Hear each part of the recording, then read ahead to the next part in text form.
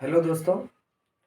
जैसा कि आप देख रहे हैं कि जैक बोर्ड 2023 क्लास 12 के लिए मॉडल सेट आ गया है, जिसमें से हम मैथ का जो आप जानते हैं कि दो टाइप में क्वेश्चन पूछा जाएगा, सब्जेक्टिव और ऑब्जेक्टिव।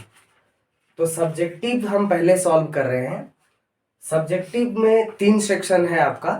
एक है सेक्शन ए जो 1 मार्क्स का होगा, जिसमें 7 क्वेश्चन में कोई 5 आपको बनाना है। तो उसमें से हम क्या करेंगे कि 7 का सातों हम सॉल्व कर देते हैं। तो सबसे फर्स्ट क्वेश्चन है, क्वेश्चन कहता है कि इफ एफ एक्स बराबर eight x cube and g x बराबर x to the power 1/3 then find gof of x. तो आप देख रहे हैं जो आपको फाइंड करना है वो गॉफ ऑफ एक्स है। इसका ये मतलब है कि ये जो है कॉम्पोजिशन फंक्शन है, फंक्शन एफ एक्स का और जी एक्स का। एफ एक्स और जी एक्स का जब हम कंपोजिट करते हैं तो गॉफ ऑफ एक्स मिलता है, और गॉफ एक्स का डेफिनेशन होता है gof of x equals to g of f x. एक और हो सकता है कंपोजिशन, वो f o g of x होता है। और इसका डेफिनेशन क्या होता है, पहले एफ है तो एफ, यहां पहले जी था तो पहले जी लिखे, एफ है तो एफ, उसके बाद जो बच गया, कौन बच गया, जी एक्स, ये लिख देना है। तो हो सकता है ये भी पूछ सकता था, वो भी पूछ सकता था। आपके पास पूछा क्या है, गॉफ ऑफ एक्स, तो हम क्या करेंगे, गॉफ ऑफ एक्स निकालेंगे, तो ये वाला डेफिनेशन यूज करेंगे। तो इसका सॉल्यूशन में सबसे पहले जो गिवन है उसको हम लिख सकते हैं। गिवन क्या क्या दिया हुआ है, f of x equals to 8x cube and g of x equals to x to the power 1/3। हमको क्या निकालना है, gof of x। Gof of x का डेफिनेशन क्या होता है, g ऑफ fx। अब यहां देख सकते हैं कि पहले g है तो g लिखे, fx का क्या वैल्यू है, सर fx का वैल्यू है 8x क्यूब। अब g आ गया तो हम g वाले फंक्शन के पास जाएंगे। तो g वाला फंक्शन के पास जाएंगे तो जहां x है वहां आपको क्या दिख रहा है, 8x क्यूब।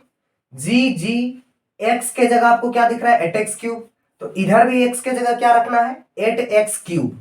तो यहां पर क्या लिखेंगे, g हट जाएगा और अंदर वाला x के जगह पर चला जाएगा। तो 8x क्यूब का होल पावर 1/3। आप जानते हैं कि अगर दो फैक्टर का होल पावर m है तो इसका भी पावर m होगा और इसका भी पावर m होगा। तो इसका मतलब 8 का भी पावर 1/3 होगा और x क्यूब का भी पावर 1/3 होगा। 8 का पावर 1/3 का क्या मतलब है, 8 का क्यूब रूट। इसका मतलब है कि 2 का पावर 3 का पावर 1/3 लिख सकते हैं। और यहां पर क्या है, 3 से 3 चला जाएगा तो ओनली x बचेगा, ये भी 3 से 3 चला जाएगा तो क्या बचेगा, 2x बचेगा। और यही हमारा आंसर होगा। गॉफ ऑफ x क्या निकला, गॉफ ऑफ x निकला सर 2x। तो ये पहला क्वेश्चन का सॉल्यूशन था। थ्योरी। अब हम बात करते हैं साथी क्वेश्चन नंबर 2 का। क्वेश्चन नंबर 2 क्या बोला है, prove that tan inverse 2/11 plus tan inverse 7/24 equals to tan inverse 1/2। ये आपको लाना है। तो हम क्या करते हैं, सबसे पहले LHS लेके चलते हैं, RHS ले आते हैं तो प्रूव हो जाएगा। बात यहां ये है कि इसमें कौन सा फॉर्मूला लगेगा। तो आप इनवर्स ट्रिगोनोमेट्रिक फंक्शन का प्रॉपर्टीज पढ़े होंगे कि tan inverse x plus tan inverse y equals to होता है tan इनवर्स दोनों एंगल का सम, x और y का सम।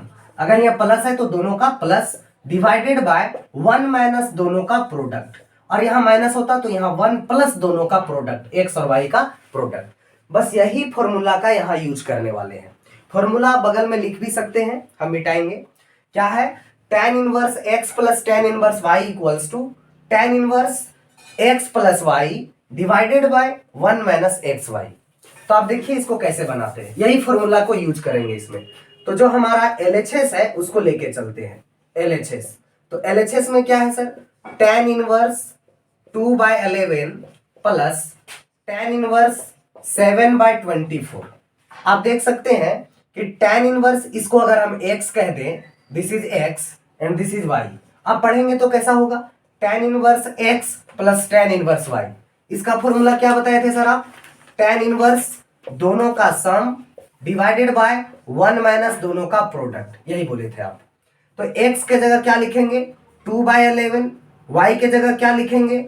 7/24। उसके बाद x के जगह फिर से क्या? 2/11। y के जगह क्या? 7/24। अब इसको सॉल्व करेंगे तो क्या होगा सर? tan इनवर्स, जब इसको हम एलसीएम लेंगे 11 इंटू 24 का एलसीएम आएगा 11 इंटू 24। इधर होगा 24 2 जा 48 और इधर हो जाएगा 11 7 जा 77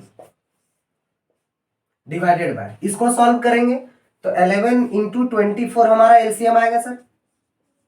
उसके बाद ये इधर गुना होगा तो 11 इंटू 24 होगा और माइनस का कितना होगा? 7 2 जा 14 होगा। ये 11 24 कट जाएगा, क्या बचेगा सर? tan इनवर्स 8 7 15 का 5 हाथ में 1 7 4 11 1 12 125 और 24 इंटू 11 करेंगे हम तो 2 4 6 264 माइनस 14 आएगा। तो ओवरऑल क्या बचा सर? tan इनवर्स 125 बटे 250 और इसको जब हम काटेंगे तो हमको लगता है कि 1/2 बचेगा। तो क्या आया? tan inverse 1/2। क्या यही RHS है? हाँ सर यही RHS है, प्रूव हो गया। कोई दिक्कत? आप इसको नोट कर लीजिए सर। ठीक। अब हम बात करते हैं क्वेश्चन 3 का। क्वेश्चन 3 जो है डेरिवेटिव से है। क्वेश्चन 3 जो है वो डिफरेंशिएशन से क्वेश्चन है। इसमें क्या बोलता है कि आप क्या कीजिए? dy/dx फाइंड कीजिए। इसका मतलब है derivative of y with respect to x अगर y बराबर इतना। अब हम बात करते हैं क्वेश्चन नंबर 3 का। क्वेश्चन नंबर 3 जो देख रहे हैं वो आपका डिफरेंशिएशन से है। डिफरेंशिएशन में क्या बोल रहा है? क्या फाइंड करें dy/dx इफ y बराबर साइन x² प्लस 5। इसको क्या करना है? डिफरेंशिएट करना है x के रिस्पेक्ट में। तो गिवन जो फंक्शन है वो लिख दिया। Differentiating with respect to x we get y का डेरिवेटिव अगर x के रिस्पेक्ट में करते हैं तो dy/dx लिखते हैं। फिर क्या है? त्रिगोनोमेट्रिक फंक्शन है और हम जानते हैं कि त्रिगोनोमेट्रिक फंक्शन को उसके एंगल के रिस्पेक्ट में डेरिवेटिव करते हैं। तो यहां पर क्या है? साइन को हम उसके एंगल के रिस्पेक्ट में डिफरेंशिएट किए। जिसको डेरिवेटिव करना है उसको डी लगा के ऊपर लिखिए और जिसके रिस्पेक्ट में करना है उसको डी के साथ नीचे लिखिए। इसके रिस्पेक्ट में करना था तो डी के लगा के नीचे लिखे हैं। फिर क्या है? ये ऊपर चला जाएगा चेन रूल से। तो derivative of this with respect to x because it is polynomial function, ये पॉलिनोमियल फंक्शन है इसीलिए। आप देख सकते हैं कि हम जानते हैं कि sin x का डेरिवेटिव यहाँ x है तो x के रिस्पेक्ट में cos x होता है। यहाँ क्या है? x² प्लस 5, तो x² प्लस 5 के रिस्पेक्ट में cos x² प्लस 5 होगा। x² का डेरिवेटिव 2x होगा, 5 का 0 होगा। हम जानते हैं कि दो फंक्शन अगर प्लस में है तो उसका अलग अलग डेरिवेटिव होता है। x² का अलग हो गया 2x, 5 का अलग हो गया 0। तो फाइनल क्या आया? 2x प्लस 0 2x इंटू में cos इतना, यही हमारा dy/dx हुआ अगर y बराबर इतना है तो। इसको नोट कर लीजिए। अब जो बात कर रहे हैं वो है क्वेश्चन नंबर 4 का। क्वेश्चन नंबर 4 है वो क्या कहता है? कहां से है ये क्वेश्चन? सर ये है एप्लीकेशन ऑफ डेरिवेटिव से। पहला rate of change of quantitative से जो पहला एप्लीकेशन है डेरिवेटिव का। क्या कहता है question? Find the rate of change of the area. Area का रेट ऑफ चेंज चाहिए। किसका एरिया का रेट ऑफ चेंज? सर्कल के एरिया का रेट ऑफ चेंज। किसके रिस्पेक्ट में? रेडियस के रिस्पेक्ट में। कब? जब रेडियस 4 सेंटीमीटर होगा तब। देखिए साथी, ये क्या है? ये सर्कल है और ये इसका क्या होता है? रेडियस। ये इसका पूरा इनक्लोज्ड एरिया हुआ ए। तो कहता है कि ए का रेट ऑफ चेंज चाहिए आर के रिस्पेक्ट में। तो ए का रेट ऑफ चेंज आर के रिस्पेक्ट में लिखा जाता है dA/dr। dA/dr हमको चाहिए कब चाहिए? जब r 4 सेंटीमीटर होगा तब। ये पूछ रहा है हमसे, ठीक है? ये पूछ रहा है। तो सबसे पहले a क्या है? एरिया। r क्या है? रेडियस। तो इसको मान लेते हैं सॉल्यूशन में। Let r be the r comma a, r be the area, r be the radius and A be the area, किसका एरिया? सर्कल का, एरिया ऑफ सर्कल रिस्पेक्टिवली। इसका मतलब रेडियस आर है, एरिया ए है। हमको चाहिए d A by d R, कब? जब आर 4 सेंटीमीटर हो तब। तो सिंस हम जानते हैं ए मीन्स एरिया, किसका एरिया? सर्कल का। सर्कल का जो एरिया होता है वो होता है पाई आर स्क्वायर। हमको चाहिए एरिया का रेट, इसका मतलब इसको डिफरेंशिएट करना होगा। तो differentiating both side with respect to R, तो यहां पर ए को डिफरेंशिएट करेंगे आर के रिस्पेक्ट में, तो डीए बाय डी आर हो जाएगा। पाई यहां क्या है? कांस्टेंट, कांस्टेंट बाहर हो जाएगा, बचेगा आर स्क्वायर। तो आर स्क्वायर का डेरिवेटिव आर के रिस्पेक्ट में, तो ये पाई है। आर स्क्वायर का डेरिवेटिव आर के रिस्पेक्ट में क्या हो जाएगा? 2r। तो फाइनल क्या आया? 2 पाई आर। हमको क्या चाहिए सर? हमको चाहिए d A by d R, d A by d R कब चाहिए सर? कब चाहिए? जब आर 4 सेंटीमीटर होगा तब चाहिए। तो ये 2 पाई है, आर के जगह क्या है? आर के जगह क्या रखना है? 4। तो आंसर क्या आया? 4 2 जा 8 पाई, एरिया है तो सेंटीमीटर स्क्वायर पर सेकेंड से ये बढ़ रहा होगा। चलिए इसको लिख लीजिए। अब आते हैं हम क्वेश्चन नंबर 5 में। क्वेश्चन नंबर 5 क्या कहता है? यह सवाल इंडेफिनिट इंटीग्रेशन का है। इंडेफिनिट इंटीग्रेशन का है, क्या बोलता है कि इसको आप इवेल्युएट करें। इसका मतलब सॉल्यूशन में लेट आई पहले लिखना, इंडेफिनिट इंटीग्रल वाला में। तो root x minus 1 by root x का होल स्क्वायर। तो डायरेक्ट हम इतना का तो इंटीग्रेशन नहीं जानते हैं कि इतना का स्क्वायर का क्या होगा। जैसे x का हम जान जाते हैं, एक्स स्क्वायर का जान जाते हैं कि एक्स क्यूब बाई 3 होगा, बस उसी प्रकार से इसको तो नहीं ना जानते हैं सर। तो हम क्या करते हैं, पहले इसका a माइनस बी का होल स्क्वायर जो दिख रहा है उसको हम खोल लेते हैं। तो a माइनस बी का होल स्क्वायर जब हम इसको ब्रेक करेंगे, इसको हम एक्सपेंड करेंगे, तो क्या होगा? सबसे पहले होता है पहले वाला का स्क्वायर, तो रूट एक्स का स्क्वायर।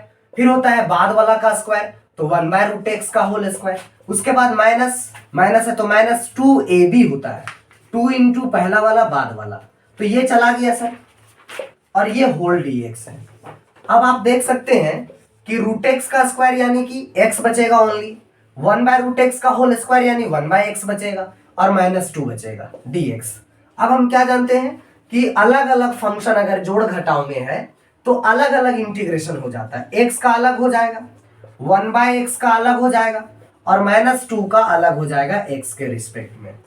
x का इंटीग्रेशन क्या होता है? X square by 2। 1 by x का क्या होता है सर? लॉग मोड x, और माइनस 2 बाहर है। dx का क्या होता है? x, और इंडेफिनिट इंटीग्रल में c लगाना है।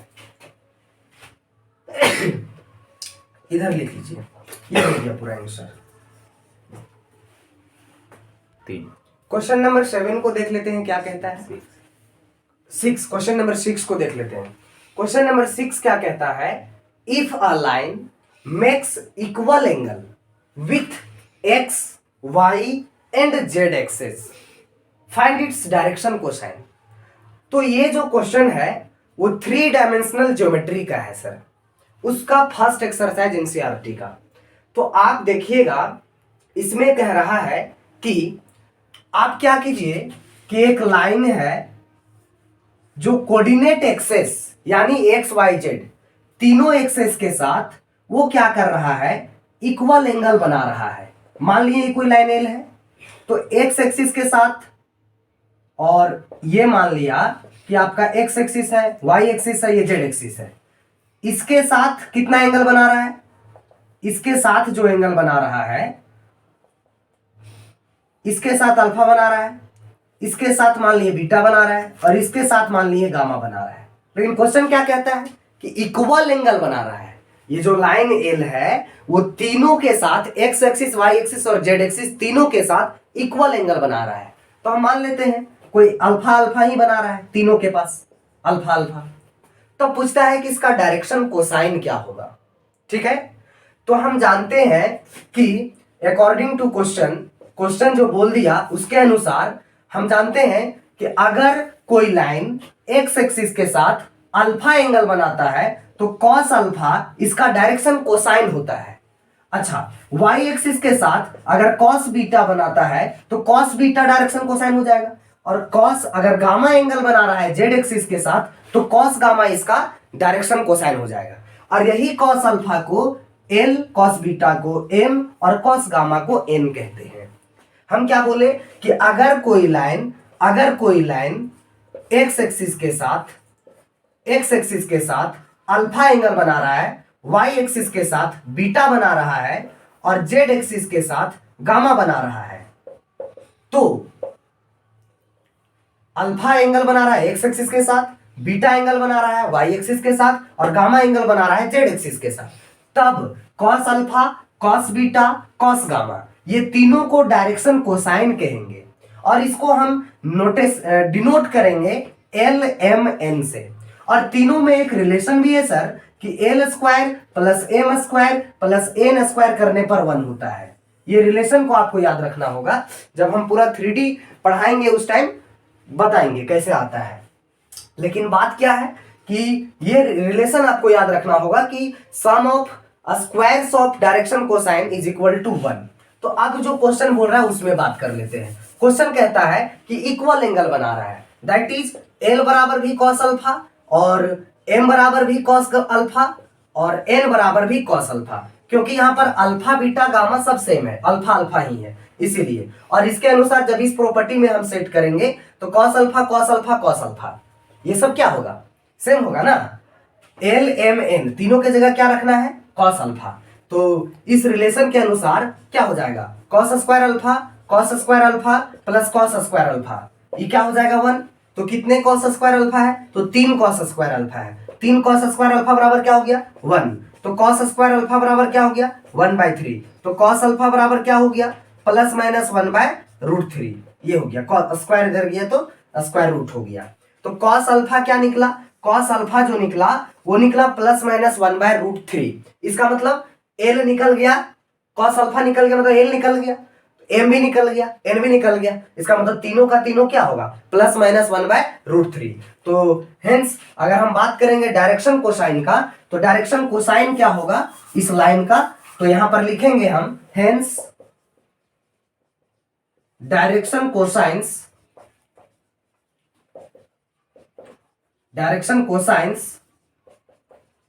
ऑफ लाइन एल इज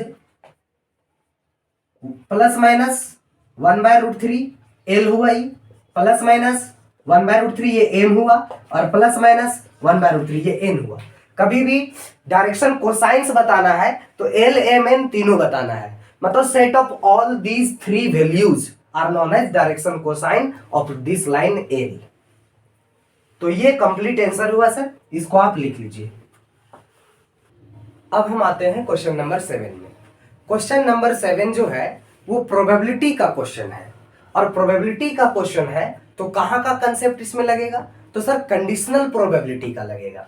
तो कंडीशनल प्रोबेबिलिटी क्या होता है पी ए बाई बी, और पी ए बाई बी बराबर क्या होता है, पी ए बाई बी बराबर होता है probability of A intersection B upon P B, ये होता है फॉर्मूला। हमको क्या चाहिए पी ए इंटरसेक्शन बी, यानी कि पी ए इंटरसेक्शन बी ये वाला चाहिए।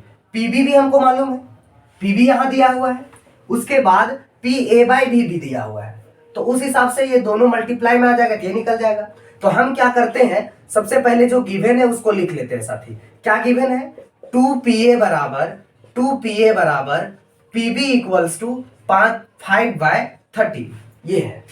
तो यहां पर क्या 2 इंटू PA 5/13 है, तो PB कितना है ओनली 5/13। तो यहां पर क्या है कि पीवी का वैल्यू यूज कर लेना है। तो सिंस हम जानते हैं, यही बात को यहां लिखना है, सिंस हम जानते हैं, क्या जानते हैं P A by B equals to probability of A intersection B upon P B. यहां से अगर हम निकालने का कोशिश करें पी ए इंटरसेक्शन बी का, तो ये जो है डिवाइड में इधर मल्टीप्लाई में आ जाएगा, और वो क्या हो जाएगा P A by B into P B. आप देख रहे हैं कि P A by B is 2/5 and P B probability of B, आप देख रहे हैं कि 2PA और PB बराबर है। तो 2PA का जो वैल्यू होगा और PB का वो बराबर है, और वो दोनों किसके बराबर है 5/13 का। तो पीवी का वैल्यू क्या होगा 5/13। ये 5 कट गया तो क्या बचा 2/13। This is answer. हमको यही ना चाहिए था, पी ए इंटरसेक्शन बी चाहिए था, निकल गया, आंसर है हमारा। लिख लीजिए इसको।